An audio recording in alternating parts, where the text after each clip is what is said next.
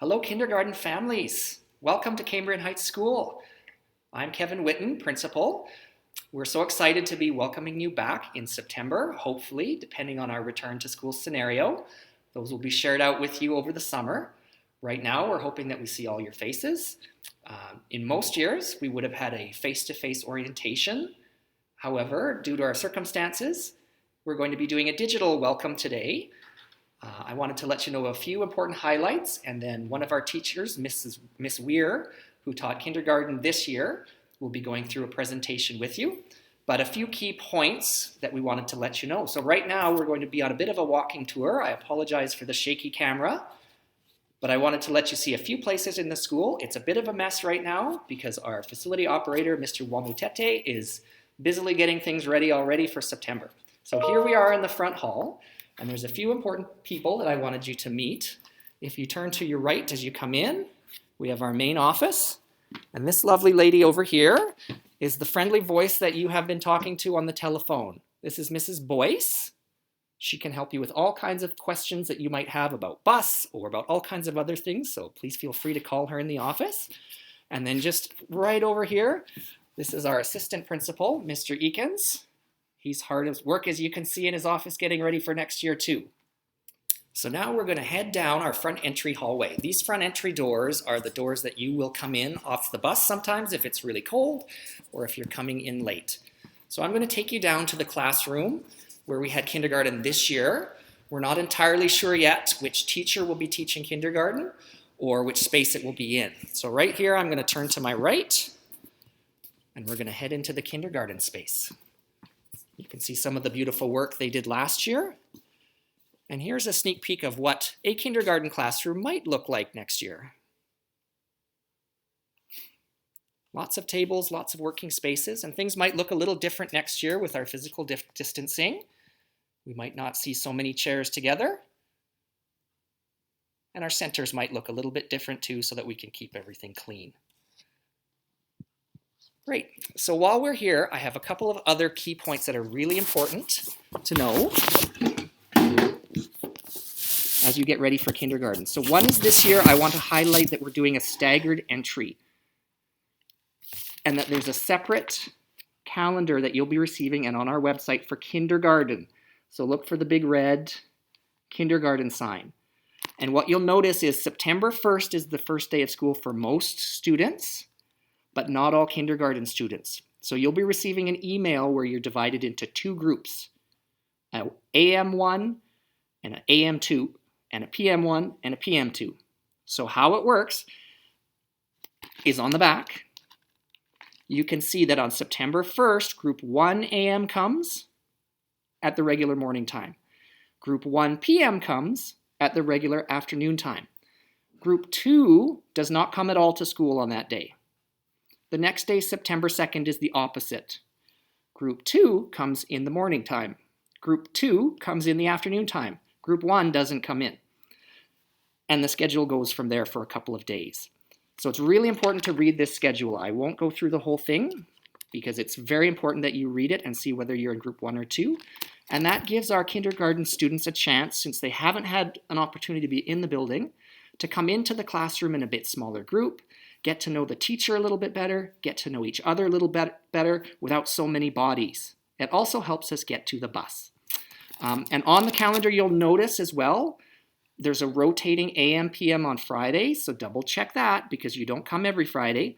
And in fact, September 4th, the first Friday, there's no school for any kindergarten, but there is school for grade 1 to 6.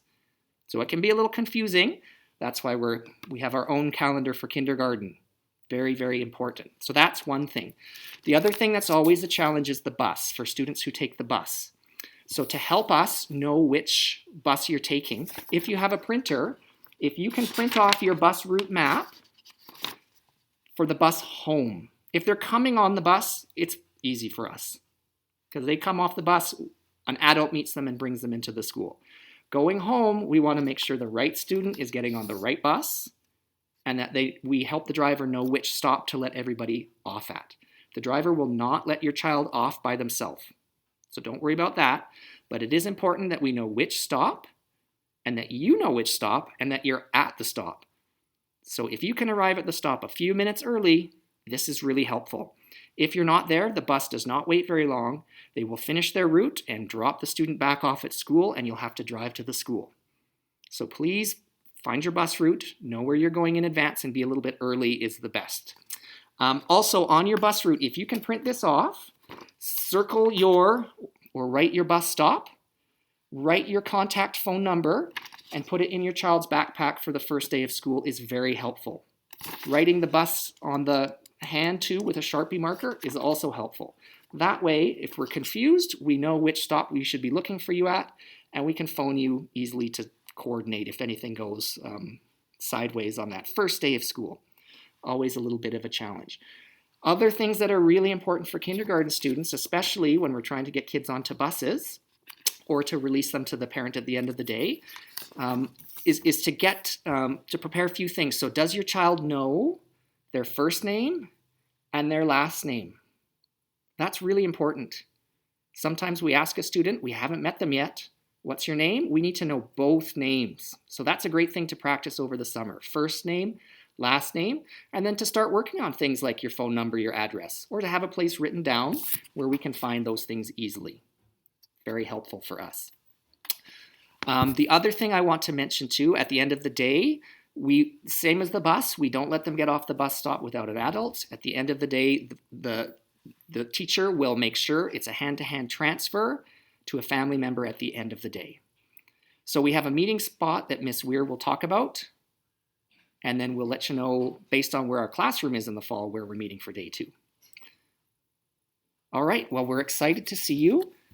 Thanks for taking this time, and we'll see you all in September. Please enjoy the rest of the presentation. Hello, welcome to the kindergarten orientation for Cambrian Heights. My name is Jessica Weir, and I am the teacher who taught kindergarten at Cambrian Heights this year. We'll know who's teaching kindergarten for next year in August, but here's a picture of me just so you know who's talking. This is everything we're going to talk about today. So the goal of the presentation is to help you feel prepared for kindergarten and to hopefully answer any questions you might have about getting ready for the year. A little bit about our school. Cambrian Heights is a K-6 school with approximately 230 students. We serve the communities of Cambrian Heights, Highwood, Queen's Park, and Livingston Carrington, and we are also the overflow school for Ken Taylor. What happens in kindergarten? A little bit about the program. It is a play-based program in kindergarten, so that means students spend a lot of time in the classroom playing at different centers. So during this time, they will be working on different concepts. So in this example, they're building, exploring shape and balance. And they're also working on social skills, so taking turns, sharing, using kind words, and they're building on their language skills, which is another really important part about kindergarten, is building on our ability to communicate verbally. In the classroom, students will also explore a wide variety of materials, so different building materials and toys, loose parts, art materials, different writing materials, and they actually work on designing their own centers as well. So in this picture, the students are working on their school center, which they designed. So they did a lot of work researching the things that a school would need. So they interviewed our principal, our admin secretary, and they decided on the materials they would need and worked together to make the supplies. So in the top right, you can see that's their computer. They're exploring the alphabet and typing. And then throughout the center, they also ended up exploring the alphabet and different numbers. In the classroom, we of course work on art activities. So these are great for building on our fine motor, practicing, expressing, and recording our ideas. And literacy and math tasks. So here's some writing that might happen in kindergarten, exploring numbers to 10, comparing numbers. Here's an overview of all the subjects that we talk about in kindergarten. So you can see in the middle our early literacy and early numeracy. which are our math and ELA curriculums. Citizenship and identity is the social studies curriculum. Environment and community awareness is the science. Personal and social responsibility would be the health. Creative expression is art, drama, and music. And physical skills and well-being is our phys ed or gym activities that we do. Early literacy and numeracy would be things that we work on pretty much daily in kindergarten. These activities might be worked on within small groups to help students in their different abilities. We'd be working on writing our name, recognizing letters in the alphabet and letter sounds, and of course developing a love of reading, so lots of stories get read in kindergarten. In math, we'd be working on numbers up to 10, subitizing, which means recognizing groups of numbers without counting them, and different subjects like patterns, shapes, shape and space, measurement. Science and social studies activities would be done maybe more collaboratively, so working on different projects. Oftentimes, different science and social studies topics end up in our centers, and these would be done kind of more in an open-ended way. For assessment, in kindergarten, one of the assessment tools we use is the EYE, or Early Years Evaluation, and this is an assessment done with every kindergarten student in the beginning of the year. We would be looking at 5 different areas, so awareness of self and environment, social skills, cognitive skills, language and communication, and physical development. And this tool is used to help identify any children who might need extra support and to help them transition into kindergarten. Each student will come out green, yellow, or red in the 5 different areas. And these results will most likely be shared with you in December at parent conferences. So stay tuned for more information about the EYE. Assessment is reported on throughout the year, and this is done through parent conferences, which there will be 3 of throughout the year, as well as 2 report cards. You will receive one in December or January and one in June. In the kindergarten classroom, there are also supports available to students. So depending on the needs of each individual student, they could work with different people such as education assistants or early childhood practitioners, our kindergarten strategist, speech language pathologists, OTs and PTs, as well as psychologists. The most common people that work in the kindergarten room are the speech language pathologist. So they'll come in and assess all of the students to see if they require any support with speech. And we often work with OTs and PTs to support whole class activities on fine motor development as well as gross motor. To communicate things to you from the school, we have a variety of ways to do that, and the most common is email. In order to receive emails from the school, you must opt in to receive messages, and this is due to the anti-spam laws. So please go to this website and enter in your email address and click submit, and that will allow us to send you messages. If you do not do this, you will not get messages from the school or from your child's teacher. The other ways that we communicate what happens at school to you is through blogs. So this year, my blog address was kindycambrianheights.blogspot.com. So if you'd like to see what that looks like, feel free to check it out. We also have a school website, which is updated very frequently.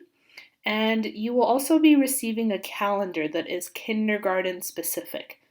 This is very important because the kindergarten students have a different schedule than the grade 1 to 6 students. Kindergarten students do not attend every single Friday. They take turns attending different Fridays. So it's really important that you look at this calendar for kindergarten to know which days, which Fridays your student will attend, and to keep track of other dates like PD days and non-instructional days. In order to sign up for busing, sign up for parent conferences, view your child's attendance and pay fees, you must have a PowerSchool account. To sign up for Power School, you need your child's CVE number as well as an access key. This information should have been emailed to you, but if you have trouble finding it, please go to this website for more information or call the front office to talk to Miss Boyce, who'd be more than happy to help you out. It's really important that you sign up for Power School. Even if you have a child in another grade in the CBE, you still need to make an account for your kindergarten student. If you're planning on having your student take the bus, there are a few things you need to know. The first is that there is no midday busing for kindergarten students, which means that the morning kindergarten students can take the bus to school, but there is no bus going home from school. Vice versa, the afternoon students can take the bus to go home after school, but there is no bus to school for the afternoon class. Again, busing is signed up for in Power School, and you will use your address to determine which bus your child takes, as well as which stop they will get on or off at. Once you have this information, please share it by printing off a copy of the bus route and circling the stop your child gets off or on at and put it in their backpack. If you don't have a printer, please email this information once you know your child's teacher. This is to help us make sure they get on the correct bus after school. On Fridays, when kindergartens attend, morning kindergartens can take the bus home on Fridays. So both classes need to let us know which bus they get on after school. Some other school policies to consider are please use the front doors to enter the school. We're not allowed to allow anyone to enter through the side doors, which means if your student is late, please bring them to the front doors and check them into the office. If your student is going to be absent from school, please also phone the school and let us know. If you're interested in volunteering, please contact the office in September. You'll just have to complete a police check and then attend a volunteer orientation, and then you're welcome to join us for field trips or come and volunteer in the classroom. We are a peanut-aware school, which means students can bring peanut products, but they may have to sit at a different table to protect any students that do have allergies. If your child has any type of medical issue or allergy, please let us know right away. If they have an EpiPen or inhaler, they must wear it on them at all times. So I've had many students with allergies that have EpiPens, and they had a little fanny pack on them that had their EpiPen inside, and this just is to ensure their safety. In case they do have a reaction, we can access that EpiPen or inhaler right away. For arrival and dismissal, in kindergarten it is hand-to-hand, which means we will not dismiss your student unless we physically see you or their caretaker. If they take the bus, they are escorted to and from the bus by an adult. This brings up the point of if your child is not taking the bus home, please let us know by phoning or emailing the office, because we do attendance on the bus every day. If there is a student missing from the attendance list, the bus does not leave. So if you pick up your child without letting us know and they don't get on the bus, then we can't let the bus go. So please let us know so that we can make sure your child is safe. If you're going to send up someone else to pick your child up, please let your child's teacher know. It's also really good to let your student know so that they're not confused at dismissal time and that they're prepared to see someone other than you or their regular caretaker. To get ready for kindergarten, there is nothing special that you need to prepare your student for. So if your student is 5 by December 31st, they're ready for kindergarten. You don't have to worry about teaching them to write their name or knowing their letters. It is our job to get ready for your student. But there are some things that you will need to bring. Number 1 being a backpack. Please make sure the backpack is big enough to hold a lunch kit, a home folder, and a change of clothes. There's lots of cute little backpacks shaped like little animals and all sorts of fun stuff, but it's really best to have one that can fit a full sheet of paper, which is the size of the home folder, as well as any library books that are going to come to and from school. Please also include a change of clothes in case your student has an accident. And inside of their lunch kit, please make sure they have a healthy snack every day. Kindergarten is only half day, so we don't have time to eat a full lunch. 2 snacks is lots, as well as a water bottle. And then the last thing you're going to need is a pair of indoor shoes. Please send a pair of shoes that are labeled with your child's name so that they can change into them each day. It's really good to make sure that these are running shoes because we'll be doing physical activity. So please don't send flip-flops or Crocs or any type of dress shoe. And if your child can't tie laces, please send Velcro or slip-on so that they can put their shoes on independently. Depending on how we return to school in September, there can be an opportunity for you to bring your child in on Friday, August 28th to see where their classroom is, visit the playground, and then visit the bathroom at school. This would be a good idea because lots of students don't know how to lock and unlock a stall door or how to flush the mechanism of our toilets. So it'd be great to review that with them. We do talk about that in September, but any extra help would be super helpful. On the first day of school, if schools are open, this would be our plan. So we would plan to meet outside by the doors that are labeled girls and boys. You would look for a teacher holding up a sign that says kindergarten. Bring your student over and let the teacher know their name. They would check your student off on a list. And then once all the students are there, the teacher would bring the students inside. So please don't come inside with your student. We'll make sure that there's time to say goodbye so that you can wish your student a great first day of kindergarten. Here is a map of where we would meet. So these doors again are labeled girls and boys. Here is where the teacher would be holding up their sign. If you needed to park, you could park at the Alberta Bible College, or there is street parking on this street right here. But be careful because there is a no parking zone near the crosswalk, and please do not park in the staff parking lot. We are planning a staggered entry for the first few days of school, which means not all students attend on the first day.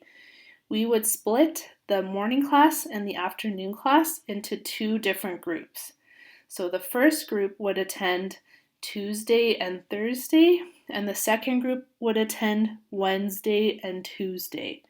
Please check your email to know which group your student is in. Every student attending would still attend at their regular time.